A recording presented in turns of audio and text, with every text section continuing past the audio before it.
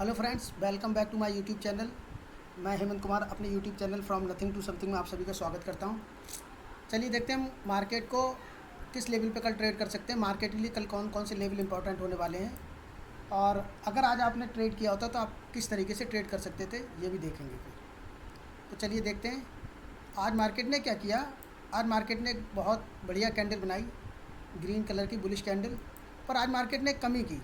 Market को अगर अगर ये मार्केट ने अपने आप को 37,000 38,000 के और थोड़ा करीबी 38,000 के ऊपर क्लोज़ किया होता तो कल को हमारे लिए एक बहुत अच्छी ट्रेड शुरुआत से ही मिल सकती थी। अब मार्केट 37,900 के ऊपर क्लोज़ किया है, तो यहाँ से हमारे लिए पहला हर्डल जो पड़ेगा वो 38,000 का पड़ेगा। तो 38,000 मार्केट क्रॉस करेगा, उसके बाद ही हमारी कोई ट्रेड एग्जीक्यूट हो पाएगी। और अगर मार्केट 38,000 तक पहुँचता है और वहाँ से रिजेक्शन लेता है तो कल को हो सकता है एक रेड कैंडल भी बनती हुई नज़र आए आपको। तो चलिए 5 मिनट के चार्ट पे देख लेते हैं कि मार्केट ने कैसे काम किया आज के लेवल में, और मार्केट के लिए कौन से लेवल इंपॉर्टेंट होने वाले हैं। तो देखिए मार्केट 942 का मार्केट ने 9,940 का हाई लगाने के बाद मार्केट नीचे आके 37,861 पे बंद हुई, और जिसकी फाइनल क्लोजिंग जो मिली है वो 37,903 पे मिली है। तो देखिए कल का हमारा सेटअप क्या हो सकता है। सबसे पहले तो हमारे लिए कल कौन से लेवल इंपॉर्टेंट हो सकते हैं हम वो डिस्कस कर लेते हैं। सबसे ज़्यादा जो कल के लिए हमारे लिए इंपॉर्टेंट लेवल है वो हमारे लिए कल का सबसे ज़्यादा इंपॉर्टेंट लेवल है 37,700। अगर कहीं मार्केट मान लीजिए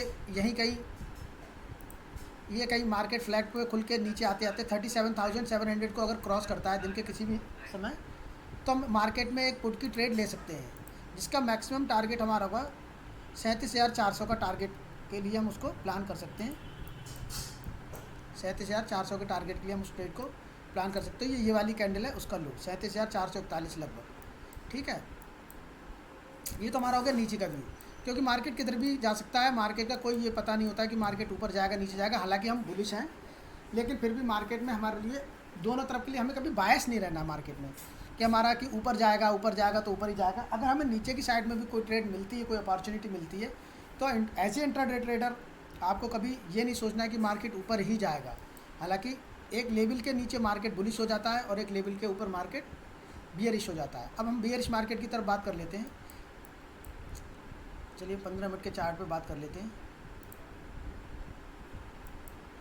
अगर कहीं से मार्केट, अब एक बात और बताऊं, अगर आप डे के चार्ट पे देखोगे इस लेवल को, अगर मार्केट ने 38,000 के लेवल को क्रॉस करा तो मार्केट के सामने जो दो इंपॉर्टेंट लेवल होंगे वो होंगे 38,450 और 38,770। ये दो लेवलों के लिए अब हम आगे बैंक निफ्टी को ट्रेड कर सकते हैं। तो 15 मिनट के चार्ट में हम देखते हैं कैसे ट्रेड कर सकते हैं।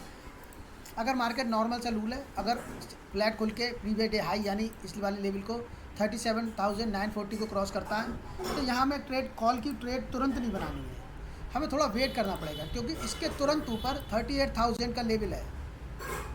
तो ये भी हो सकता है कि मार्केट कल अपने प्रीवियस डे हाई को ब्रेक कर दे, इस वाली कैंडल के ऊपर जो मार्केट का हाई लगा उसके ऊपर चला जाए, पर 38,000 से वापस आ जाए। तो हमारे लिए कल के दिन में कोई रिस्क नहीं लेना है। तो हमें क्या करना है, हम पहले सुबह उठ के अगर मार्केट ऊपर जाने लगता है तो हम उसको जाने देंगे। हम उसको 38,000 लगभग 38,030 तक हम उसको जाने देंगे। 38,030 के ऊपर अगर मार्केट ऊपर जाता है और दोबारा लौट के 38,000 को टच नहीं करता है, तो वहाँ पर हमारी एक कॉल की पोजीशन बनेगी जो, और हमारा टारगेट कल के लिए छोटा मोटा टारगेट नहीं होगा। हमारा टारगेट कम से कम होगा 38,400 का टारगेट। 500 तो नहीं, 500 तो ज़्यादा हो जाएगा, तो 38,400 का टारगेट होगा। और हमारा स्टॉप लॉस जो होगा वो 38,000 इस पर लेते हैं तो हमारा होगा 37,960 तक का टारगेट होगा, लगभग 70 पॉइंट का टारगेट, और उसका 5 गुना लगभग 350 से ज़्यादा का हमारा रिस्क टू रिवॉर्ड रेशियो होगा। क्योंकि मार्केट क्या कर सकता है, मार्केट फ्लैट खुला, प्रीवियस डे हाई को ब्रेक करा, ऊपर जा रहा है 38 की तरफ, 38,000 के ऊपर एक कैंडल क्लोज कर सकता है और उसके बाद तुरंत नीचे की तरफ को आ सकता है। तो नीचे की तरफ को अगर मार्केट आता है इसके ऊपर एक कैंडल क्लोज करने के बाद, तो उस कंडीशन में हमारा, क्योंकि हमारा ऐसा हिट ना हो, इसके लिए हमें पहले प्रीवियस डे हाई के ऊपर या 38,000 के ऊपर नहीं लेना है। 38,000 के ऊपर भी लगभग 30 पॉइंट हमारे लिए मार्केट को चले जाने देना। हमें ये देखना है कि मार्केट रिएक्ट कैसे कर रहा है 38,000 के लिए। अगर 38,000 के लिए मार्केट ऐसे रिएक्ट कर रहा है जैसे ये कैंडल बन रही है, बिना ना डोजी टाइप की कैंडल बन रही है, तो हमें थोड़ी देर देखना पड़ेगा। लेकिन अगर मार्केट ऐसी स्ट्रॉन्ग कैंडल बना के अगर ब्रेकआउट दे रहा है, तो हम एक बार को कॉल ले सकते हैं। और हमारा टारगेट होगा 38,400 का। अब हम नीचे की तरफ को व्यू कर लेते हैं। अगर मार्केट मान लीजिए 38,000 से या प्रीवियस डे हाई के, फिलहाल प्रीवियस डे हाई के ऊपर तो कल मार्केट को जाना चाहिए। उसके पीछे रीज़न ये है, अगर यहाँ पर बायर्स को ट्रैप करना है मार्केट को, तो एक बार मार्केट 38,000 तक, 38,000 के थोड़ा बहुत ऊपर तक जाएगा, उसके बाद में ही नीचे आएगा। अगर यहाँ से मार्केट मान लीजिए रिजेक्शन लेता है, आपने कॉल की पोजीशन ले ली और उसके बाद में मार्केट 38,000 से निकल के प्रीवियस डे लो के नीचे, यहाँ इस पॉइंट के नीचे 37,940 के नीचे आता है, तो हमारा इनिशियली पहला टारगेट 37,700 का हो जाएगा। और उसके बाद अगर मार्केट और नीचे गिरता है तो हमारा अगला जो टारगेट हो जाएगा 37,500 का हो जाएगा। उसके नीचे का टारगेट कल की डेट में मैं नहीं देख रहा बैंक निफ्टी में इतने कम, क्योंकि मार्केट बुलिश है। मार्केट गिरेगा तो थोड़ा बहुत गिरेगा, 700 तक आ सकता है। 700 के बाद अगर कोई थोड़ी देर यहाँ होल्ड करता है, फिर ब्रेकआउट देता है तो 500 तक आ सकता है। उससे ज़्यादा नीचे जाने के चांसेस बहुत कम है। ठीक है, चलिए ये सब तो कल के बारे में हुआ। अब देखते हैं अगर आज हमने बैंक निफ्टी को ट्रेड करा होता तो हम किस तरीके से ट्रेड कर सकते थे सिंगल मिनट के चार्ट पे। तो चलिए देख लेते हैं। 1 मिनट का चार्ट लगा लिया मैंने। चलिए, तो देखो दोस्तों, मार्केट ने क्या किया, बैंक निफ्टी ने क्या किया। मैंने आपको एक तरीका बताया सिंपली सी पहली ट्रेड लेने का। सबसे पहले आपको क्या करना होता है, एक हाई मार्क कर देना होता है, दिन का पहली कैंडल का हाई, और उसके बाद पहली कैंडल का लो। अगर पहली कैंडल का लो ब्रेक हो रहा है 1 मिनट की, लेकिन इसके साथ साथ में हमें स्विंग नोट करने होते हैं। ये एक ट्रेड बन रही थी, लेकिन इसका कोई पता नहीं होता इस वाली ट्रेड का, पहली ट्रेड का किसी को नहीं पता है किधर जाएगी। तो पहले एक हाई नोट कर लिया, फिर उसके बाद एक हाई कर लिया, लो कर लिया। अब उसके बाद में हमने देखना होता है कि मार्केट ने उसके बाद क्या किया। मार्केट ने एक दूसरा हाई लगाया। तो मार्केट ने, बैंक निफ्टी ने क्या किया, कोई भी हायर हाई के फॉर्मुलेशन के लिए और लोअर लो के फॉर्मेशन के लिए या हायर हाई के फॉर्मुलेशन के लिए हमें 1, 2, 3 पॉइंट चाहिए होते हैं। 1, 2 और ये 3 पॉइंट चाहिए होते हैं। अगर इसने इधर को ब्रेक करा या इसने इधर को ब्रेक करा तो 3 पॉइंट मिनिमम चाहिए होते हैं। हमारा पहला पॉइंट ये हो गया, दूसरा ये हो गया, तीसरा ये हो गया। अब हमें इस लेवल पे आने के बाद हमें ये देखना था, अगर ये पुट की साइड में ये ट्रेड इसके नीचे क्लोज करती तो हमारा तुरंत नीचे की ट्रेड एक्टिवेट हो जाती 37,200 तक के लिए। अगर मार्केट इसको क्रॉस करता यहाँ से ऊपर जाके तो हमारी कॉल के लिए ट्रेड एक्टिवेट हो जाती। पर मार्केट ने ऐसा नहीं किया, बैंक निफ्टी ने ऐसा नहीं किया। बैंक निफ्टी ने क्या किया, बैंक निफ्टी ने ना तो हाई को ब्रेक करा, लो को ब्रेक करा और ना ही हाई को ब्रेक करा। तो जब ऐसी कंडीशन बैंक निफ्टी में बन जाए, बैंक निफ्टी में नहीं, या आप भी कहीं भी ट्रेड कर रहा हूँ, अगर ऐसी कंडीशन बन जाए कि ना तो वो हाई को ही ब्रेक किया है उसने, ना लो को ही ब्रेक किया है, तो ऐसे में आपको थोड़ी देर शांत रहना है। थोड़ी देर तक आपको क्या करना है, इस लेवल को मार करके रख लेना है और उसके बाद में आपको अगले हाई और लो के लिए जाना है। तो अगला लो मार्केट ने यहाँ बनाया है, यानी इस वाले इसके ऊपर।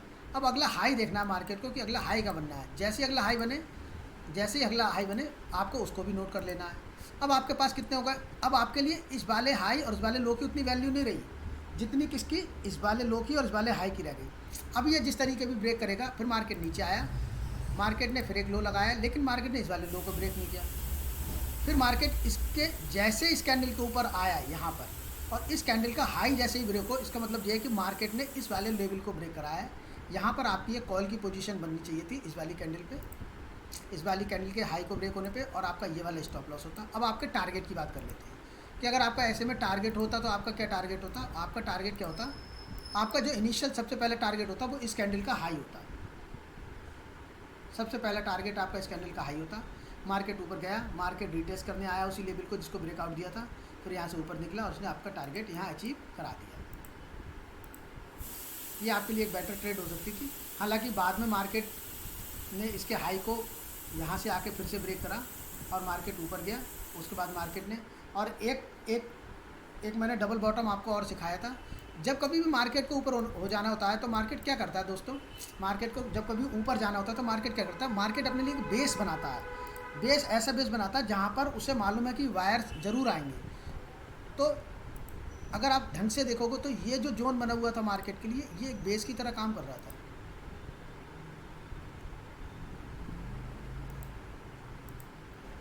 ये वाला जोन देखो, मार्केट यहाँ गया, नीचे आया, ऊपर गया, दोबारा वहीं आया, ऊपर गया। तीसरी बार जब उस जोन में आता है तब मार्केट यहाँ से एक लंबा ऊपर की तरफ को एक मोमेंटम लेता है। हालांकि ये किसी को नहीं पता कि मार्केट कितना लंबा मोमेंटम लेगा, कहाँ तक जाएगा। तो लेकिन 37,800 तक का टारगेट यहाँ से हो सकता था, क्योंकि आजकल ये अभी पिछले कुछ समय से 37,800, 36,800, 37,800, ये 800 वाले लेवल बहुत ज़्यादा सपोर्ट की तरह या रेजिस्टेंस की तरह काम कर रहे हैं।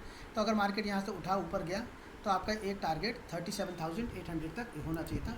सी की साइड की ये दो कॉल हैं जो मार्केट ने नॉर्मल अपने रूल्स के अकॉर्डिंग दी थी। बाकी मार्केट का तो कहीं भी मन होता है वो जा सकता है, लेकिन अगर मार्केट ने रूल्स के अकॉर्डिंग दी थी तो ये इसके ब्रेकआउट पे जो दिया था, फिर इसके ब्रेकआउट पे जो ट्रेड थी, हालांकि इसके ब्रेकआउट पे जो ट्रेड थी वो आपको 37,800 तक लेके जानी थी।